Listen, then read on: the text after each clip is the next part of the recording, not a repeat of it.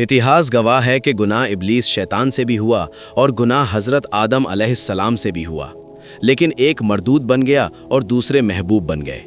फ़र्क गुनाह का नहीं था, फ़र्क माफ़ी और अकड़ का था। अस्सलामु अलैकुम।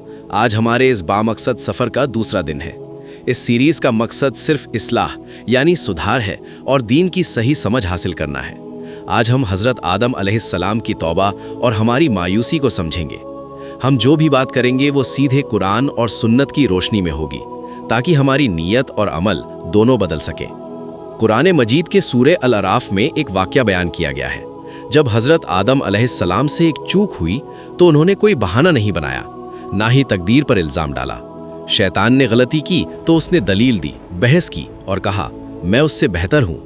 लेकिन हज़रत आदम अलैहिस्सलाम और हज़रत हव्वा अलैहिस्सलाम ने फ़ौरन अपनी गलती मानी और वो ऐतिहासिक दुआ मांगी, रब्बना ज़लमना अनफुसना व इल्लम तग़फ़िर लना व तरहमना लनकूनन्ना मिनल ख़ासिरीन। ऐ हमारे रब, हमने अपनी जानों पर जुल्म किया, अगर तूने हमें माफ़ नहीं किया और हम पर रहम नहीं किया तो हम बर्बाद हो जाएंगे। हकीकत ये है कि इंसान मिट्टी से बना है और ख़ता यानी गलती करना इसकी फितरत नेचर में है।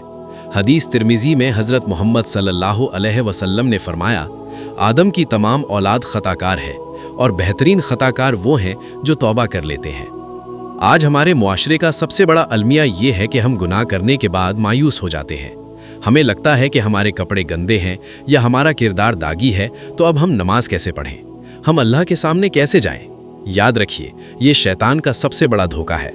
वो आपको गुनाह करवाता है, फिर आपको ये कहकर डराता है कि अब तुम्हारी माफ़ी नहीं होगी।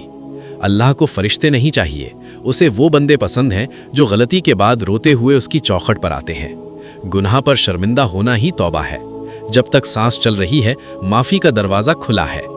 तो आज के दिन से ये तय कर ले, अगर गुनाह हो जाए तो इब्लीस की तरह दलील मत दे, बल्कि हज़रत आदम अलैहिस्सलाम की तरह फ़ौरन माफ़ी मांग ले। अल्लाह माफ़ करने वाला और बेहद रहम करने वाला है। मायूसी कुफ्र है और उम्मीद ईमान है। अल्लाह हमारी नीयतों में इखलास पैदा फरमाए। दीन की ये बात आप तक पहुँचाने की कोशिश